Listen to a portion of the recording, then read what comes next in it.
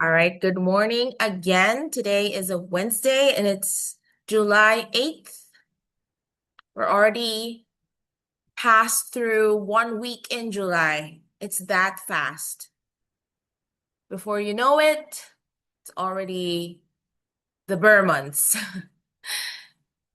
The festivities begin in the Philippines once the Burr months, once we enter that stage, which is the last quarter of 2026.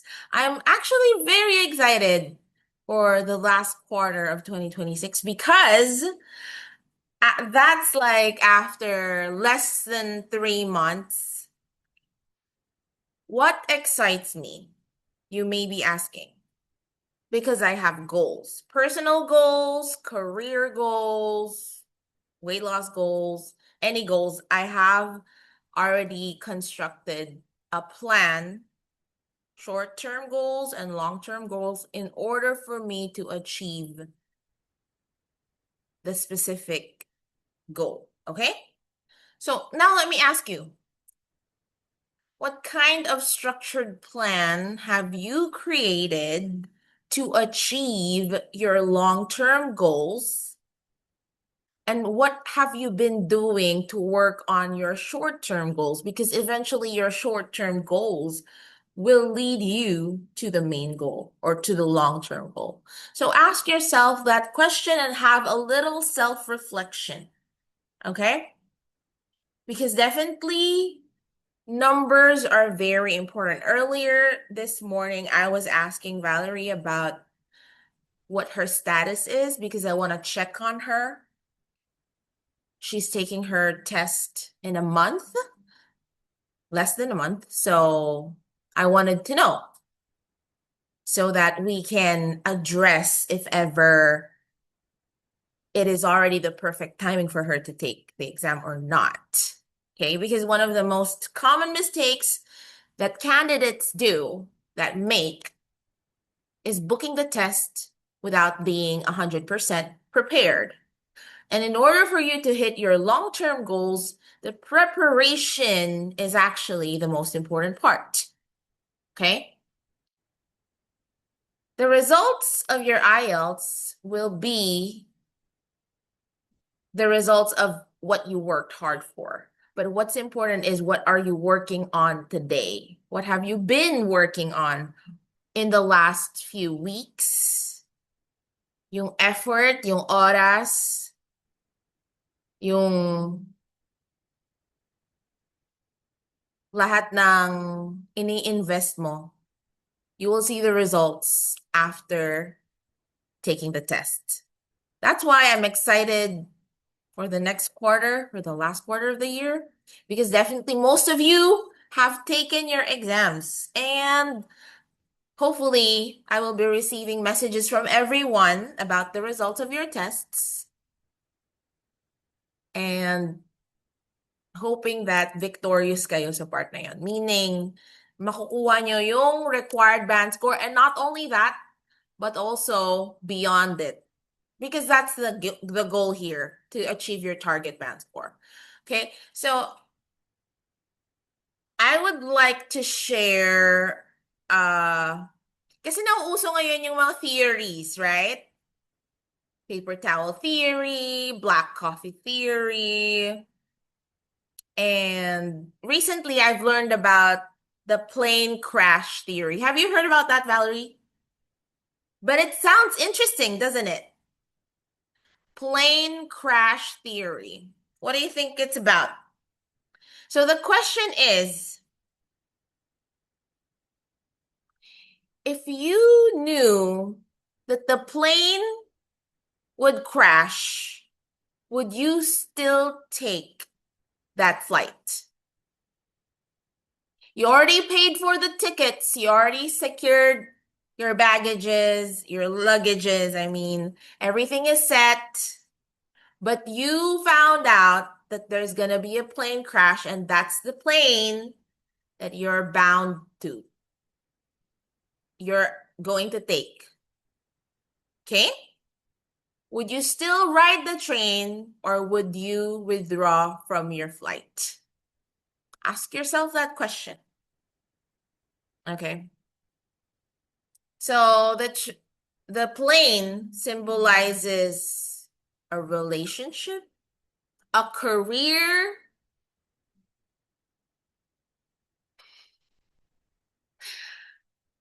anything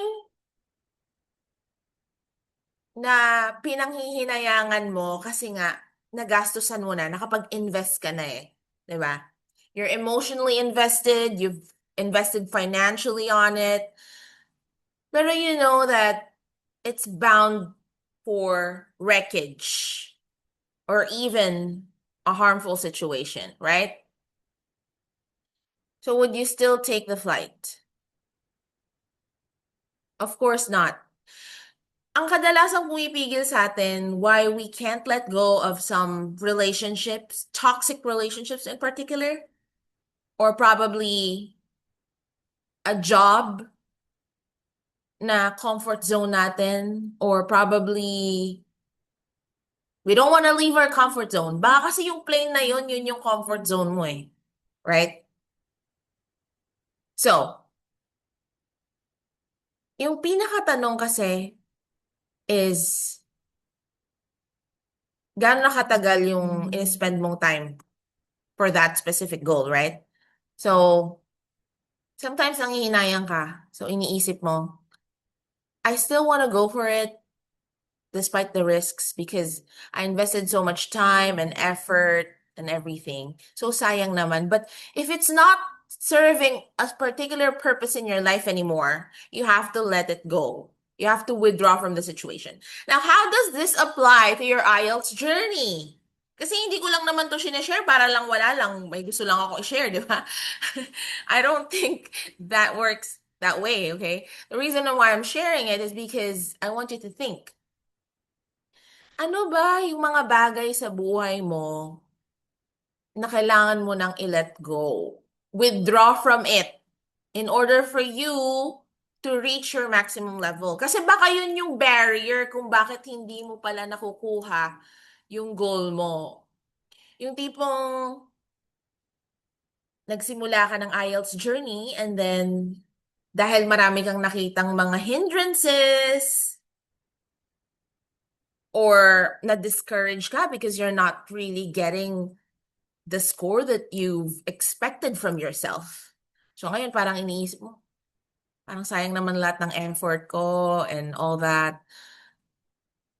So, if something is stopping you from going to your next level, is it worth keeping it in your life? Okay? Because if you have a particular goal, which is to get your target band score in IELTS, I think you can drop everything. You should drop everything that's stopping you from getting to that specific goal, right? Kasi pinapabagal ka nun eh. It could be hesitation.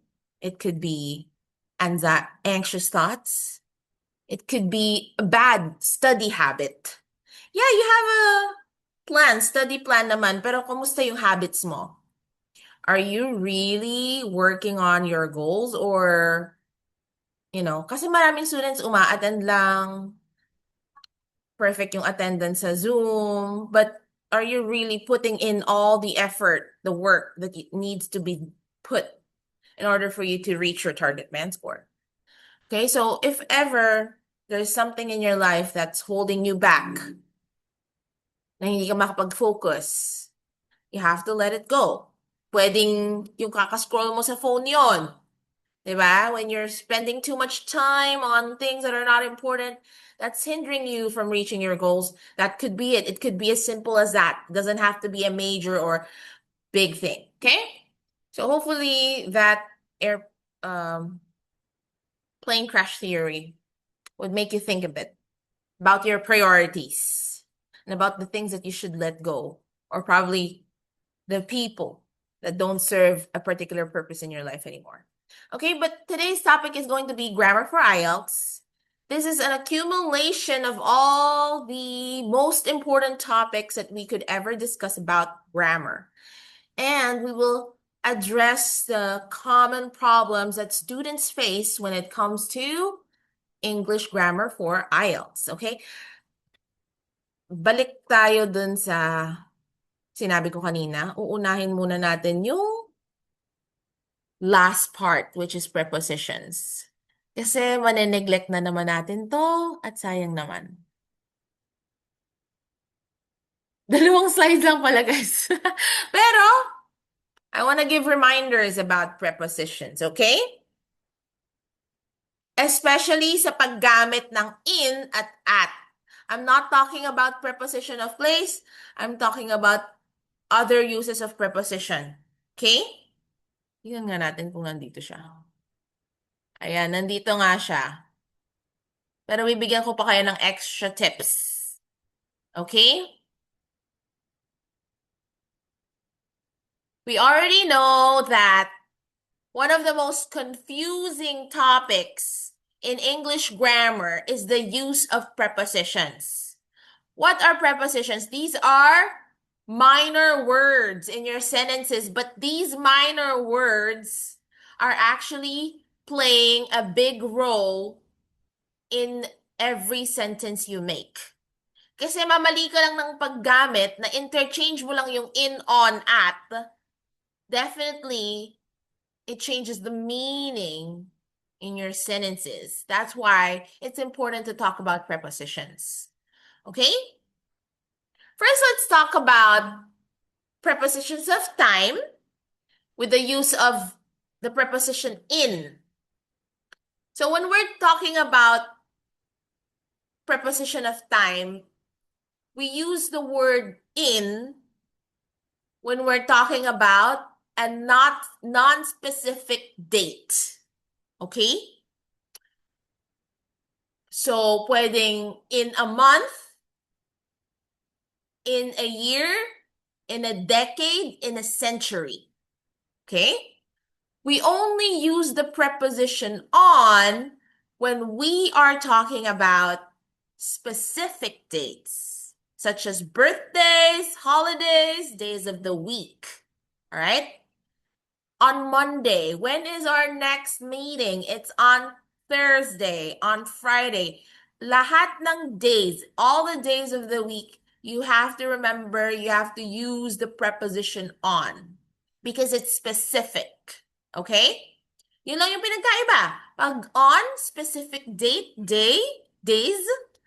Pag in, walang specific, unspecific. Okay? Let me give an example.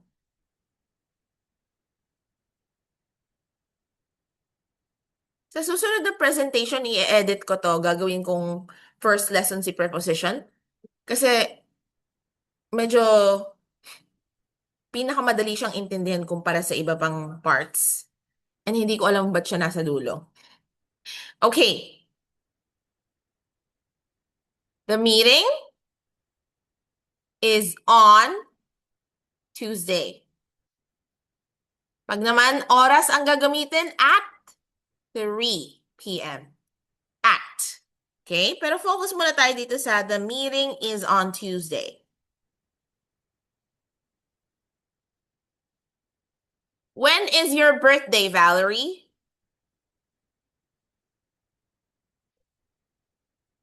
Okay. Valerie's birthday is on the 26th of July. Uy, malapit na. It's your birth month pala.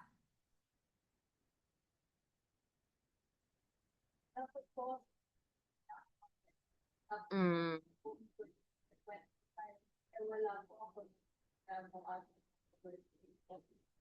Mm. Ito na yata yung birth month mo na hindi ko masyadong chill. Pero okay lang yan. Kesa naman madaliin yung exam, okay? Valerie's birthday is on the 26th of July or on July 26th. Wedding on July 26th or on the 26th of July. Interchangeable yan, okay? Basta ang gagamitin mong preposition on pa rin, alright?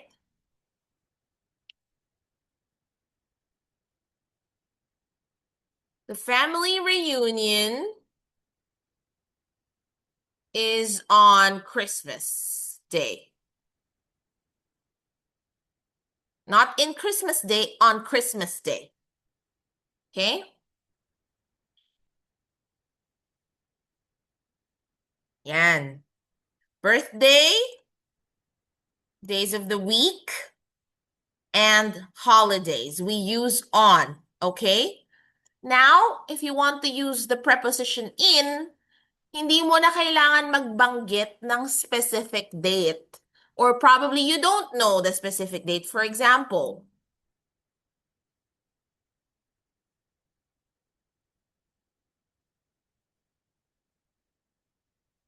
Valerie's birthday is in July. In na ang ginamit natin because we did not mention the specific date of her birthday. Basta alam natin na July ang birthday ni Valerie. Okay?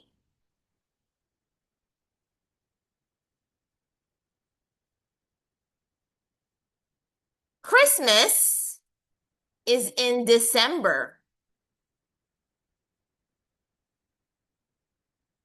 The Bridgerton series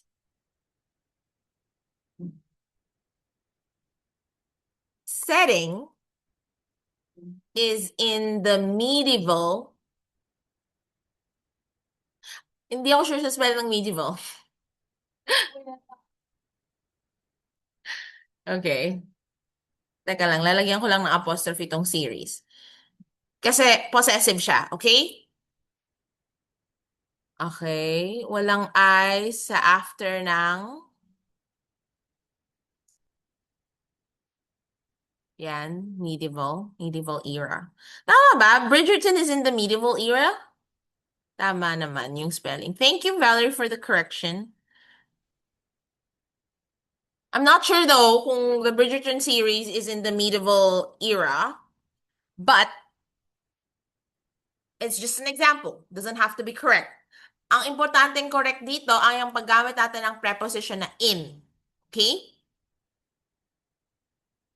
Do we understand? Okay. Now everyone, write down one example sentence using the preposition in and using the preposition on. So, sa mga nasa online, please put your answers here in our chat thread. It doesn't matter if you make mistakes. Mas okay nga yun para makorek natin. I mean, hindi siya mas okay kasi dapat alam mo yung paggamit. Pero if ever man you make a mistake, don't be hesitant, okay? We're all open to constructive criticism here. I'm assuming everyone is an adult now, and you're open-minded. Okay, how about you, Valerie? You can write it down on a piece of paper.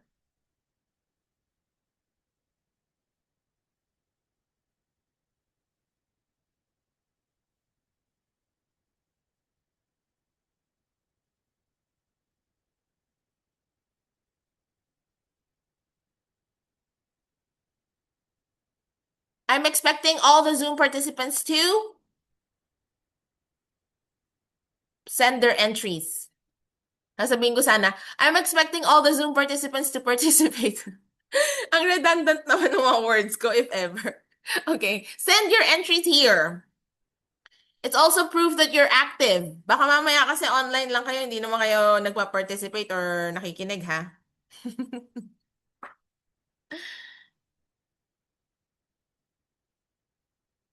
Okay, we have one here.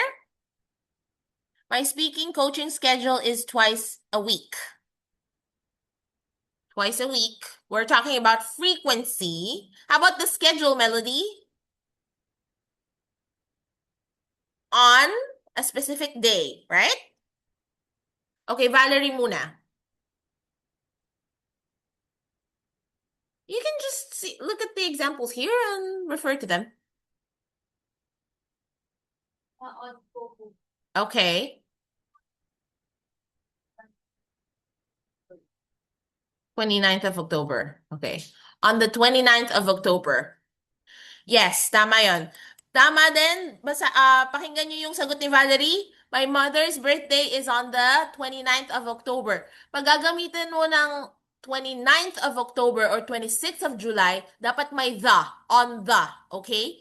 Pag July 26 lang or June 29 lang, October 29 lang, on, pwede nang on lang, okay? Valerie's mom's birthday, her mom's birthday is on the 29th of October or on October 29, okay? Tama yon. Okay, what's your entry there?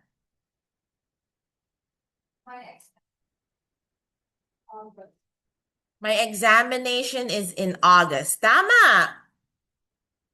You couldn't get any more accurate than that because yun nga talaga yung schedule, di ba? Okay. Melody, it's on Tuesday and Thursday. Okay, si Carl John, tinag pa talaga ako na para namang hindi ko babasahin. I'm just kidding. Okay. CJ will go to the gym in April. Next year pa? Simulan mo na. This week na agad. I'm just kidding. Okay. CJ will go to the gym on April 10, 2026. Lumagpas na, CJ. Magbigay ka ng date na in the future naman. Ano na tayo? Nasa July na tayo. Nasa April ka pa lang.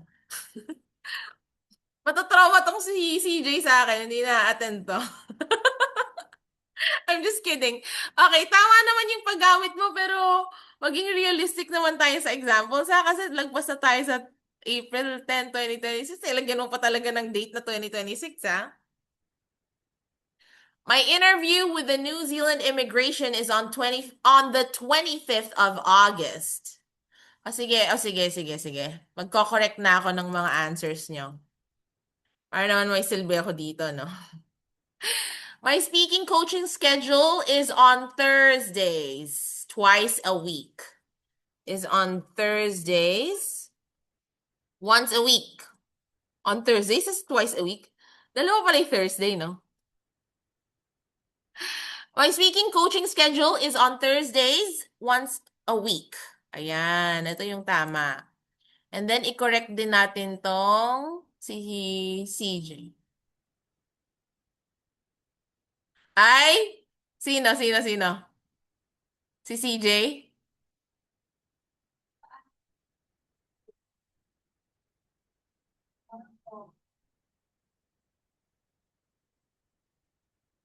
Ay, oo nga. Typo lang siguro. I think it's her typo. Oo. CJ will go to the gym in April. Guys, pag nagsusulat kayo, kompletuhin nyo ha. Hindi yung kulang-kulang sa punctuation. Hindi porket practice lang to eh. Ayaw nyong galingan. My interview with the New Zealand immigration. Ayan, baka naman sa writing nyo, puro kayo shortcut. Ano tong NZ na to? Buti na lang alam kong New Zealand yun. Guys, bawal yung shortcut.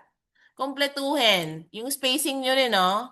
Ayan, nakikita nyo ba? On the 25th of August. Ayan. My birthday is on All Saints Day. Totoo ba, Virjun? Ba't walang punctuation mark?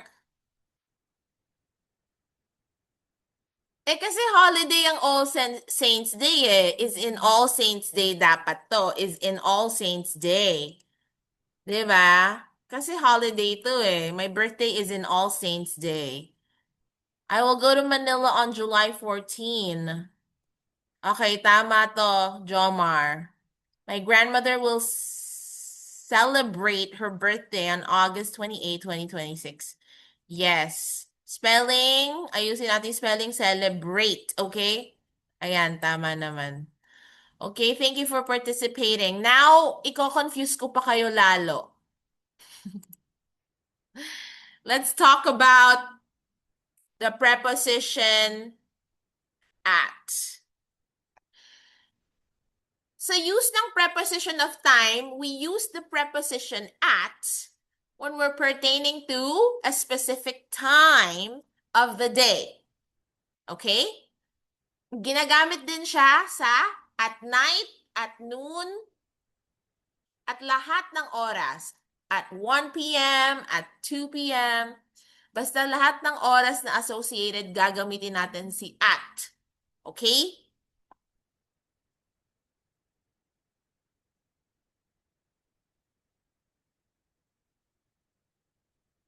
Pwera lang sa morning, afternoon, evening. Pag morning, afternoon, evening, in. I have a meeting in the morning. In the, okay? In the morning. Laging may in the, okay? Hindi pwedeng at the morning, ah. In the morning lagi. We have a date in the evening.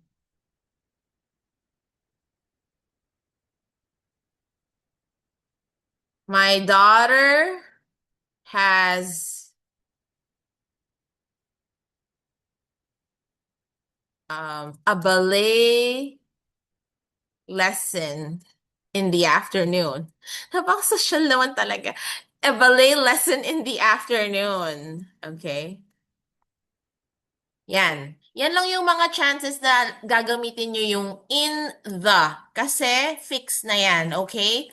But the rest, at when you're pertaining to time, specific time especially, we use at. The meeting is at 8 a.m. Tama ba if sabihin kong the meeting is at 8 a.m. in the morning? Exactly. So sabi ni Valerie, it's wrong. Because when you already put a.m., it already means in the morning. So it's either you say the meeting is at 8 a.m. or the meeting is 8 in the morning.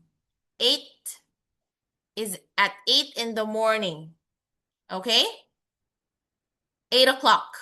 Sorry. 8 o'clock. Pwede rin at 8 in the morning. Or pwede rin 8 a.m. lang. Okay? Ganyan.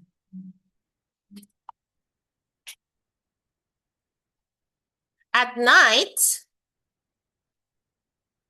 we will have a pajama party. Okay? Yon, pwede yon at night.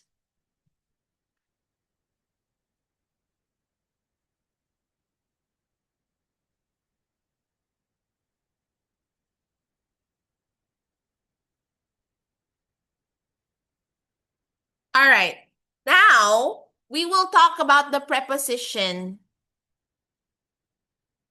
Sige, before we talk about the preposition at and in, when we're pertaining to prepositions of place, give me your example sentences first for in the morning, in the evening. Pwede kang mamili sa tatlo. In the morning, in the evening, in the afternoon. And gumawa ka pa ng isa pang sentence using specific time using the preposition at. Yes, AJ, that is correct.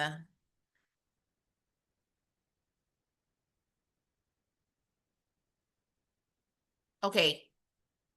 Let's construct sentences using the preposition at to pertain to a specific time of the day. And mamili kayo sa tatlo. In the morning, in the evening, in the afternoon.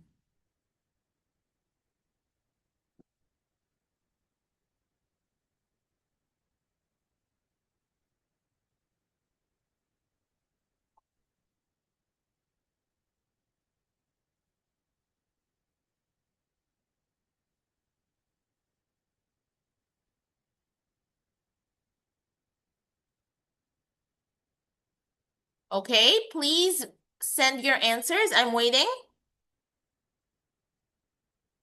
I have to take my vitamins at night. Okay, Melody, that's right. Correct yung paggamit mo. Very good.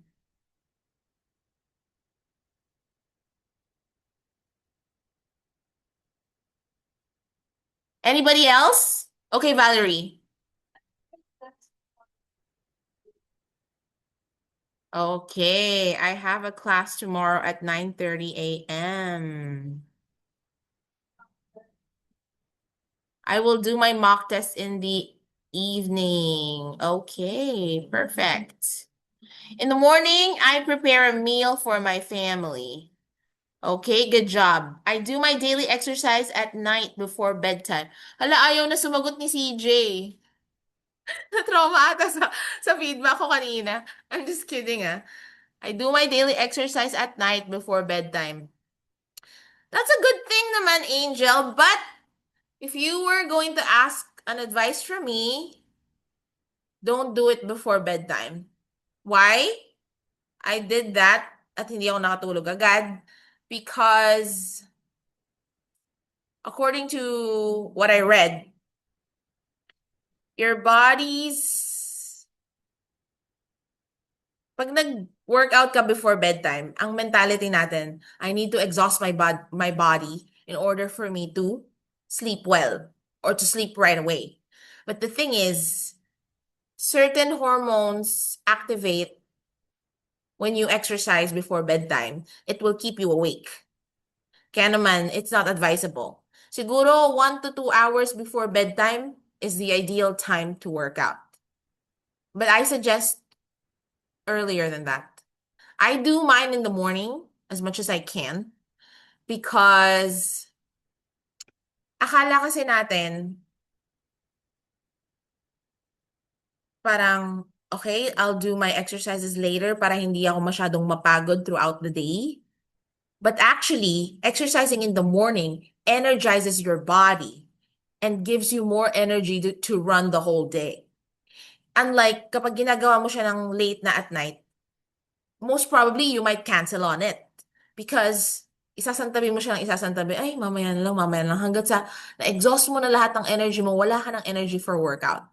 And yeah, most probably you will skip it. Okay, now we are here on the best part about the preposition in, at, and at. Okay? Alam ko lahat sa inyo nalilito sa paggamit ng in at. In and at when we're pertaining to prepositions of place. Okay? Ang sasabihin ko ba, ma'am, in the hospital, at the hospital, in the airport, at the airport, in China, I am bound at Australia. Ano ba talaga yung tamang preposition when it comes to places? Okay? So we have two major categories. We have bigger, bigger when it comes to geographical size.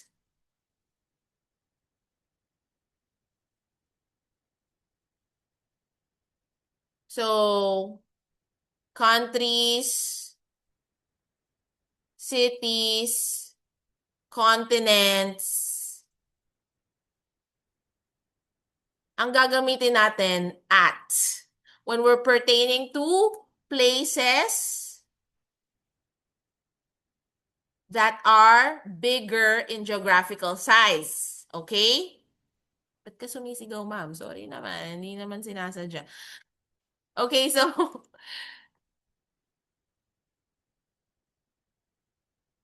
I'm sorry, in. In ang gagamitin natin when we're pertaining to bigger in geographical size. Okay? So, I live in the Philippines. Yon. Lalagyan lang natin ng the kasi Philippines is a group of islands. Like in the Bahamas, in the Maldives, in the Philippines, in the United States. Kapag collective siya, gagamitan natin in the. Pero pag hindi naman, like in Europe, in America, in the Middle East group pa rin yun. So in the Middle East, okay? So in Indonesia, in Singapore, cities, countries, continents, gagamitin natin in when pertaining to bigger places, okay? Now, we use the preposition at in smaller places, okay? Like minor, like in the at the hospital. I am heading to the hospital because gagamitin natin si to naman kasi yung context natin is papunta ka. I am heading to the hospital. But if the question is, where are you? I'm at the hospital. Okay? Where are you? I'm at the mall. Ayoko pala hospital. Ayoko pumunta sa hospital. I hate it. At ayoko ma-manifest. Naniniwala ba kayo? Everything that you say, na ma-manifest nyo yan. So, mag-iingat tayo sa mga example lang naman, pero ayoko pa rin. Last year, I was at the hospital for 5 freaking days because of dengue. Uy, dengue season na naman Mag-ingat kayo. Spray, spray, spray. And of course, stay away from flooded areas. I don't think we can avoid it though, because in the Philippines, corruption and, the flood control projects that were failed. So, paano na, Philippines, diba? Okay, so, where are you? I'm at the mall. I have to pick up my daughter from school. Kasi, ang gagamitin nating preposition because of the context. Again, okay? Your sentence will change the structure. You're gonna change the prepositions of place depending on the context of your sentence. In that case, gagamitin ko from. I'm going to pick up my daughter from school. Ibig sabihin, dun siya manggagaling, kaya from. Okay? Ngayon, pag ang tanong is, where will the festival take place? Where will the festival take place? It's at the plaza. Celebration. Well, where will the festival celebration take place? It's at the plaza. Because plaza is a smaller place compared to continent, cities, countries, or anything with bigger geographical size. Okay? Do we understand? Now I have a question. Where are you right now? Valerie, if you were to answer that, your answer would be at the branch. Ayun, tama siya. Or Valerie's answer could be I'm at the review center. Or sabi niya branch. Pwede rin yon. I'm at the branch. Ngayon, ang isasagot niyo ba? Kasi karamihan sa inyo nasa bahay lang. So, ang sagot ko ba, ma'am, I'm home or I'm at home? If I'm asking you, where are you right now? I'm at home. Yun ang sagot. Ngayon, kung sinasabi mo na nasa bahay ka na, hey, mom, I'm home. Yon, context again. Okay? So, nakadepende ang prepositions ang paggamit. Depende sa context. Hey, mom. Hey, honey, I'm home. But if somebody's asking you, where are you? I'm at school. I'm at the mall. I'm at a cafe. I'm at Starbucks. Okay? Got it? Sige. I'm giving you time to write down a sentence using preposition of place, in and at. Right now, please. So your entries are 2. One sentence for the preposition at and one sentence for the preposition in.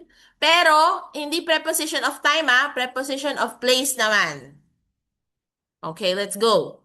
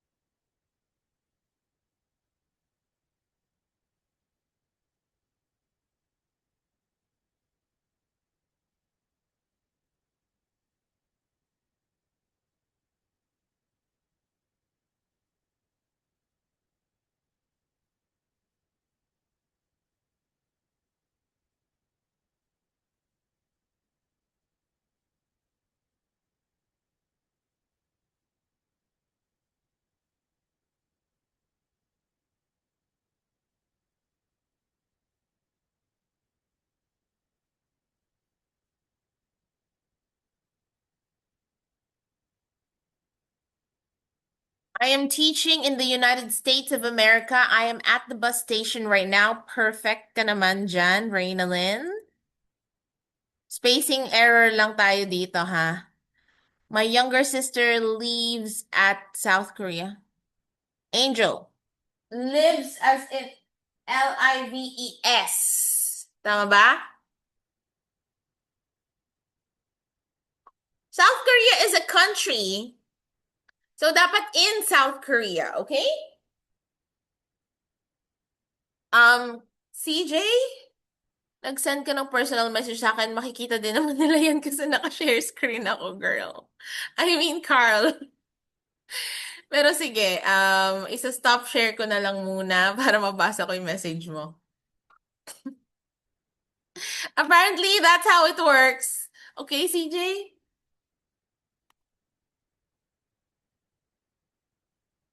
So, wag mo nang isend sa ng personal message kasi share mo na lang din sa everyone, okay? Tama naman yung sagot mo. So, ang sagot ni Carl Jan, it's more fun in the Philippines. Perfect. Totoo ba? Eh, di ba't pupunta ka pa ng Australia? It's more fun pala in the Philippines. I'm just kidding. I'm at my room watching lectures. Okay, I'm in my room. I'm in my room.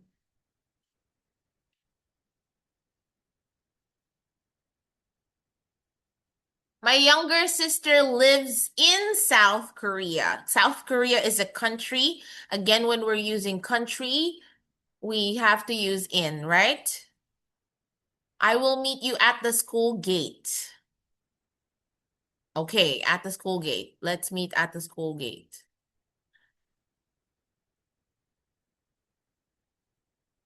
I'm at the house of my friend. I am at my friend's house. Pwedeng ganun na lang, Jomar, okay? I am at my friend's house. Kasi it doesn't really sound natural when you say I am at the house of my friend. Okay? I am at my friend's house.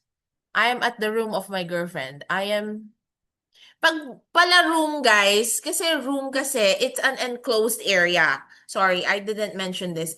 If enclosed area, like room, um, in a cubicle, in a room, in the cinema, in ang gagamitin natin kasi nga, may idea tayo na enclosed area siya.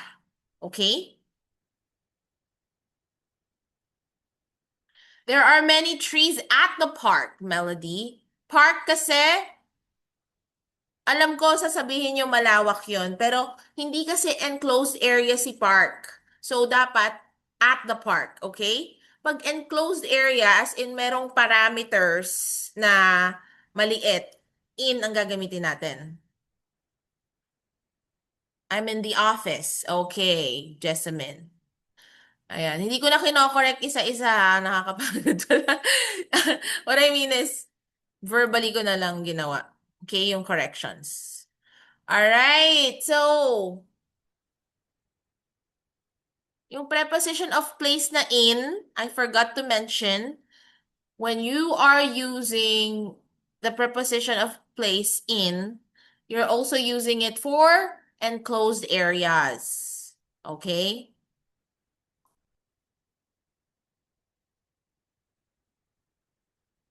Nasa prepositions pa lang tayo. We're 45 minutes in. Okay, another use of the preposition of location naman tayo.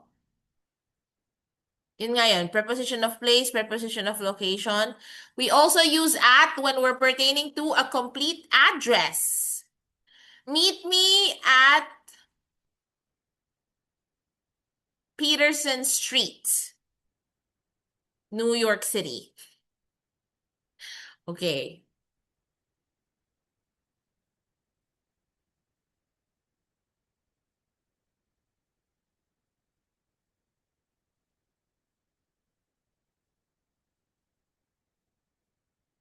Okay, now when this is used, these rules apply when you're using these prepositions to express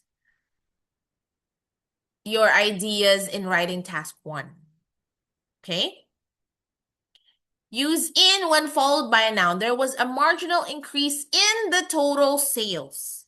So marginal increase is the noun. So it's followed by the preposition in. Okay?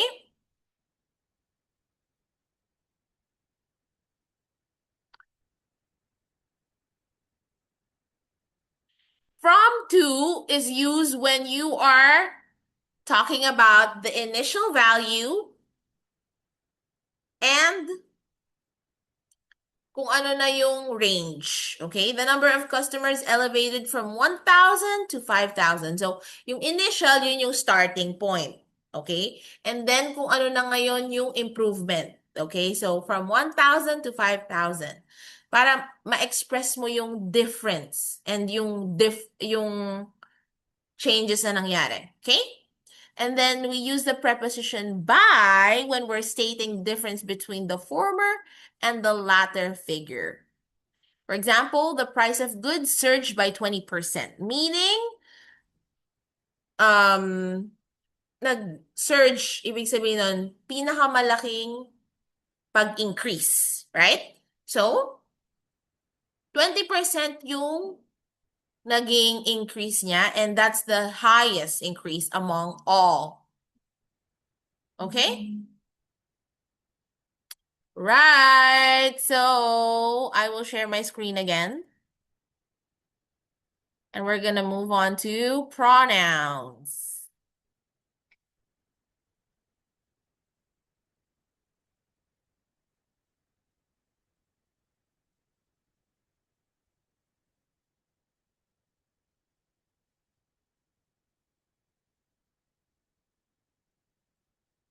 Wala namang questions about prepositions of place and location. It's the same thing. Prepositions of time and location. No naman, right? Okay, now let's move on to relative pronouns. But first,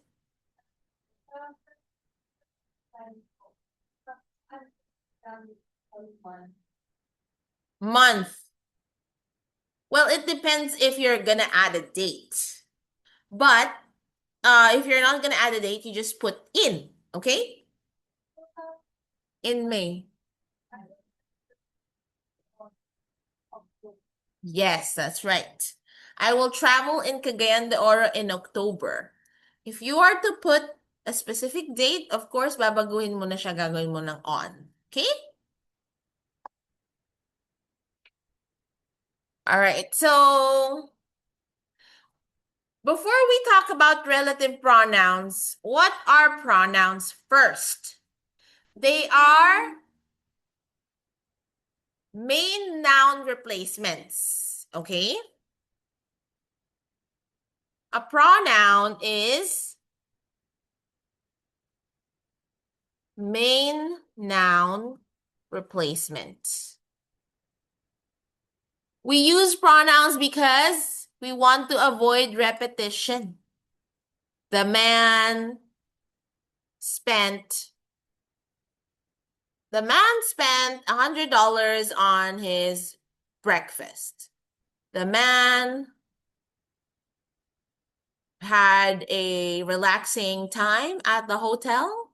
The man, di ba? Paulit-ulit, the man. So, we replace it with a pronoun, he. Okay? He had a relaxing time at the hotel. He even ended up availing a full body massage. Ganyan, okay? So, meron tayong tinatawag na subject sa isang sentence. This is the doer of the action. Okay? Now, the object, it's also a noun. Noun din to si object. Noun din si subject. Pero si subject, siya yung doer. Ang difference nila ni object, ito si receiver naman. Okay, got it? I'm telling you the basics kasi baka mamaya sabihin nyo, ay, nag-skip agad tayo sa relative pronoun eh. Yung mga pronoun na yan, nakalimutan ko na. Tama ba? I understand because we've all studied this, learned this probably in elementary or in high school. I don't know. Pero kung hindi ka English major or education related yung course mo, I don't think you would be remembering these rules as vivid as you used to, right? Okay, so si pronouns, siya yung meron tayong singular, meron din tayong plural. So ang singular natin na pronouns ay he, she, it. Ang plural naman ay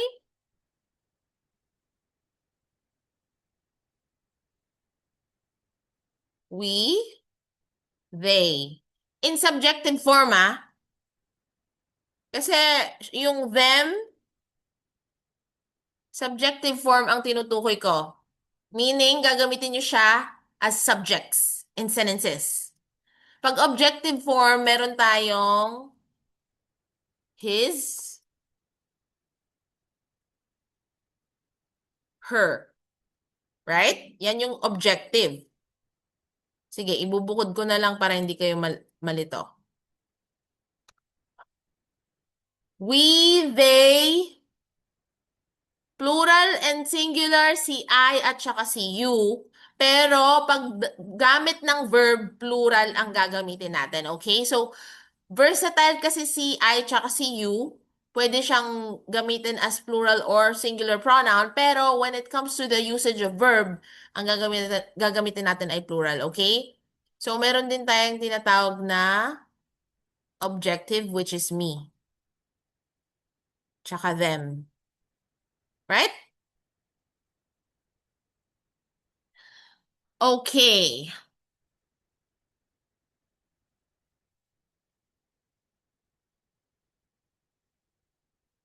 Now let's move on to relative pronoun. From the name itself, when we say relative, it means connected. Okay? Hindi siya yung kamag-anak pero ibig sabihin nito, connected. Okay? So,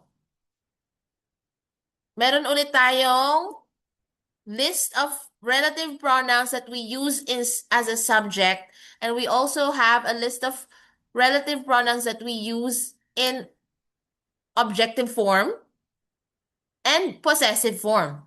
Isa lang naman yung possessive, whose lang naman yun. Possessive means shows possession or ownership. Okay? So, dito muna tayo sa who and whom. The relative pronouns who and whom, obviously, were pertaining to people. We only use which for things. Ngayon naman si that, very versatile siya. Kasi pwede siyang for people or for things. Kaya naman kung hindi ka sure if ang gagamitin mo ay who or which, dun ka na lang kay that. Actually, mas madali pa ang paggamit ng structure ng sentence structure kapag that ang iyong piniling um, relative pronoun. Okay? I will be giving you examples, of course. Just give me a sec.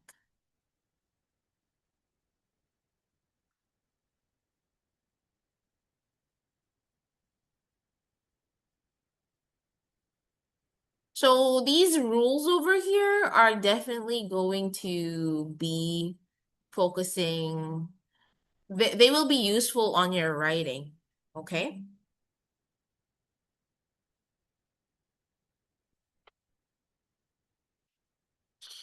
Mm.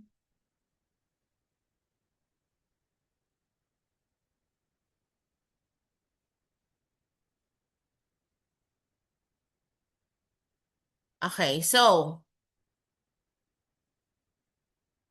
para mas maintindihan nyo yung paggamit ng subject-object possessive, I'll give an example.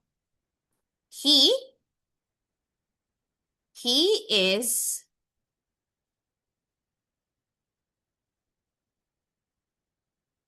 a man of a few words. Ginamit natin siya as a subject. He. Okay? And then meron din tayong him at saka his. So we use he in the beginning. He is a man of a few words. Him in the end of the sentence. I wanted to talk to him. Okay? And we use the pronoun his as possessive.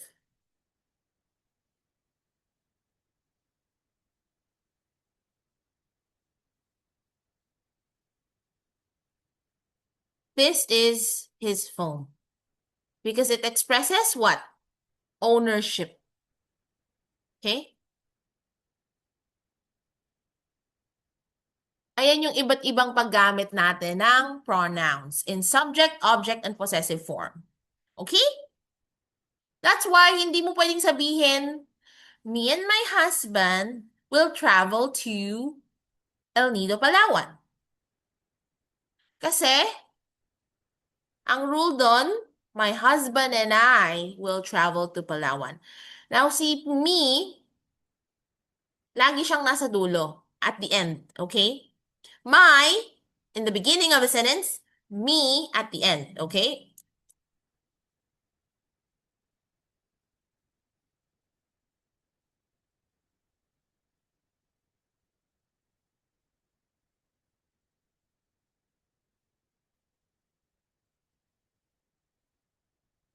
O, gamitan pa natin ng preposition.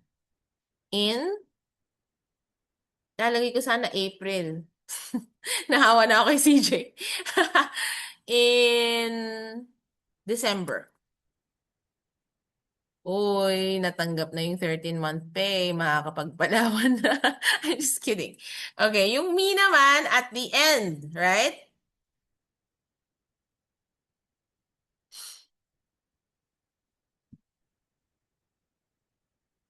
Mm.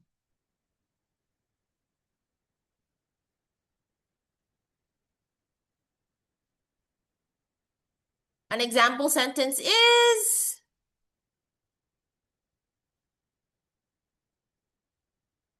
my husband will travel to Palawan with me. Okay? Subjective and objective case. Okay. Now, doon naman tayo sa main course. Natawa siya. Okay, so, who? An example sentence is, more on typing ako ngayon, so, again, we use who and whom for people.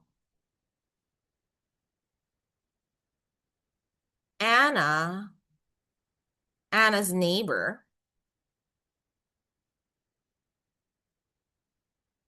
who lives right across from her, has been kidnapped. Grabe naman talaga. Okay, so Anna's neighbor. We're talking about Anna's neighbor. That's why we're gonna use the relative pronoun who, because who pertains to Anna's neighbor, who's a person, right? Anna's neighbor who lives right across from her. Ano tong preposition na to, ma'am? Ibig sabihin, sa katapat na bahay, okay? Has been kidnapped. I want you to be very careful with the use of these preposition, relative pronoun clauses or phrases because kailangan mo siyang gamitan ng comma. Kasi isa-separate mo.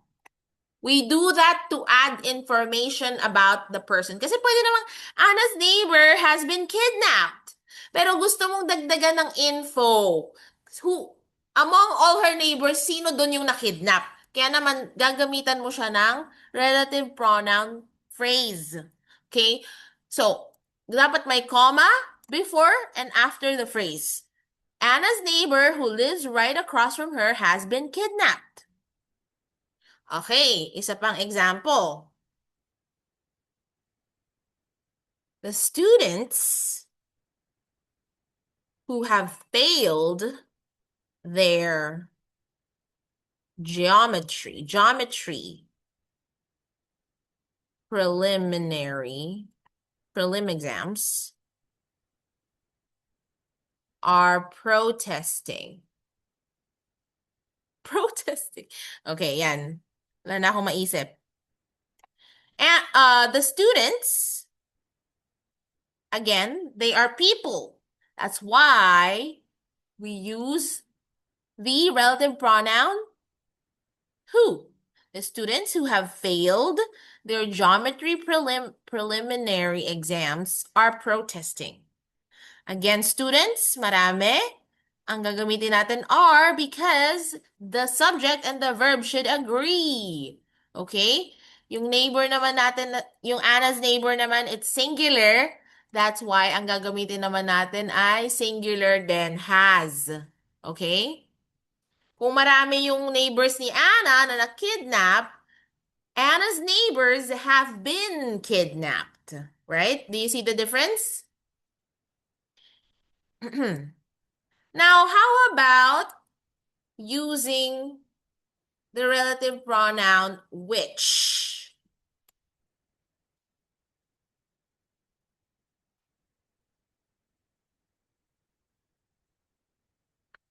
We're using the relative pronoun which when we're pertaining to objects or things. Okay?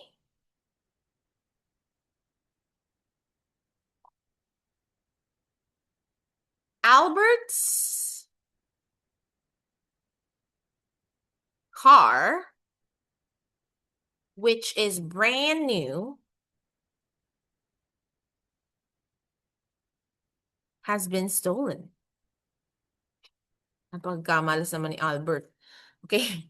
Albert's car, which is brand new, has been stolen. Why do we need to use a relative pronoun phrase?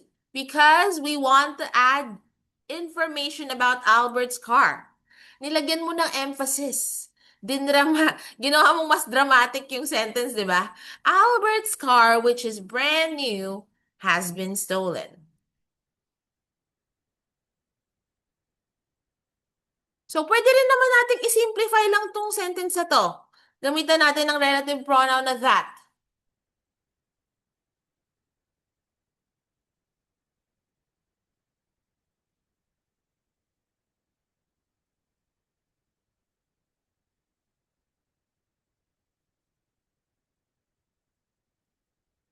Okay?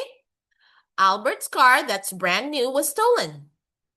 Or Albert's brand new car was stolen. There are many ways, and if the examiner sees that you can actually provide variations in sentence structure, tataas yung score mo sa sentence structure and grammar accuracy when it comes to writing, okay? And even in speaking, of course. Kasi grading criteria naman yan for writing and speaking, which both naman 25% of your score in writing and in speaking. Okay? Kaya naman if hindi ka confident sa paggamit ng relative pronouns, might as well simplify your sentences. Pero kung makikita nyo naman, may additional words talaga. And may additional points pag nakikita ni examiner na kaya mong mag-construct ng variation of sentences, high level of difficulty. Okay?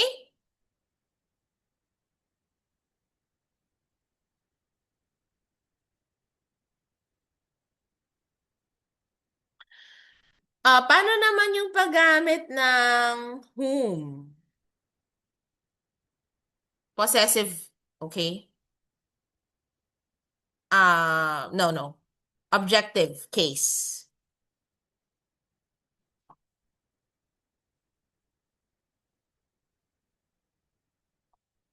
I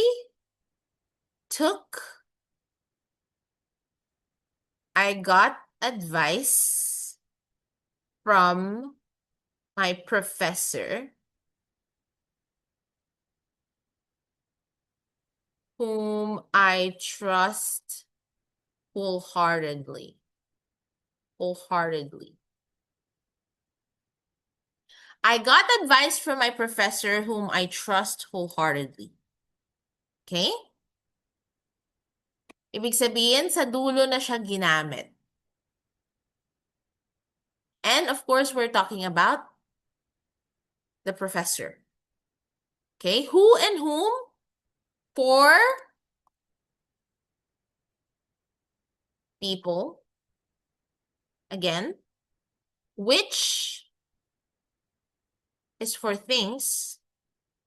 And that is for both people and things. Thank you. Kasi nilalamig na nga kami talaga dito. Alright? So, nakaka-keep up ba kayo sa relative pronouns? I'm sorry.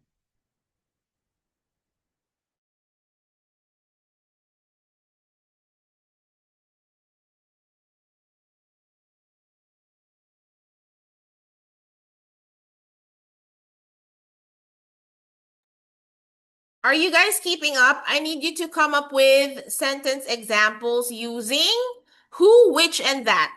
One sentence for each.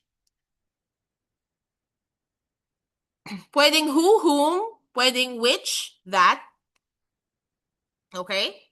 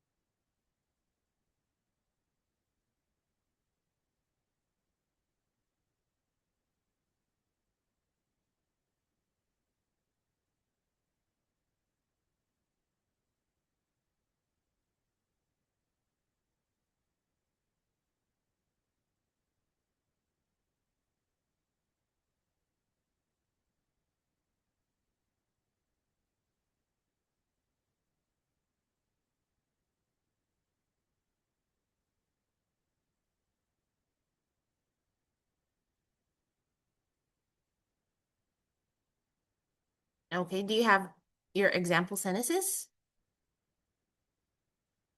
Valerie? Whom? Okay. Okay, I trust my friend whom I know since high school. That's correct.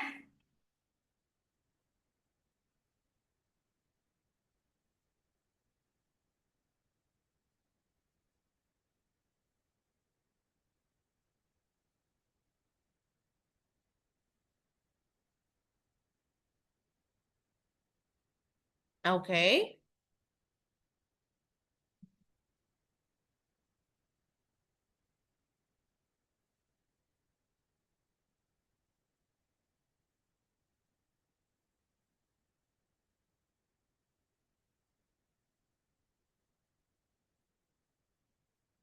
Next.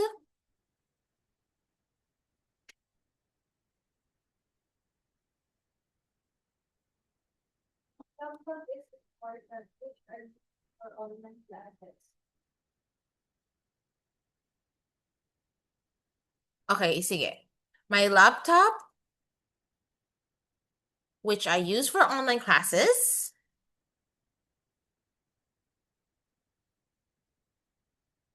is important. Okay? My laptop, which I use for online classes, is important. And kanina, yung isa mo pang example?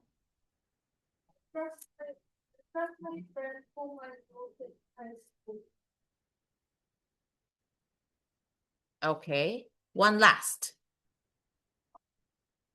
Using that. Tama ba?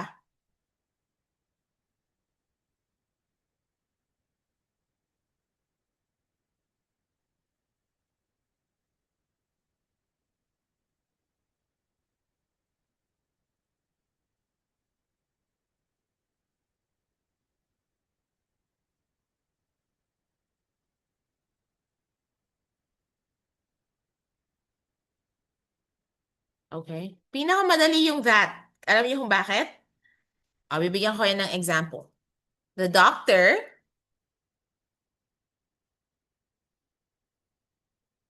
who my mom knows lives next door. And how do we simplify that sentence?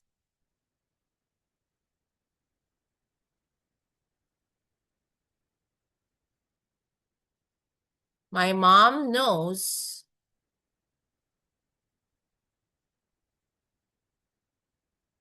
that doctor who lives next door.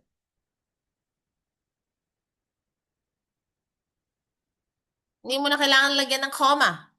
My mom knows that doctor who lives next door. Okay? Pwede rin naman the doctor who my mom knows lives next door. A little more complex, but at the same time, it shows that you have higher competency when it comes to grammar structure. Okay? So, sa mga online participants, bakit hindi na kayo nagbibigay ng answers? Nahihirapan na ba kayo sa part na to? Kanina, sa prepositions, ang active nyo ah. Okay, let's have a quick 5-minute break.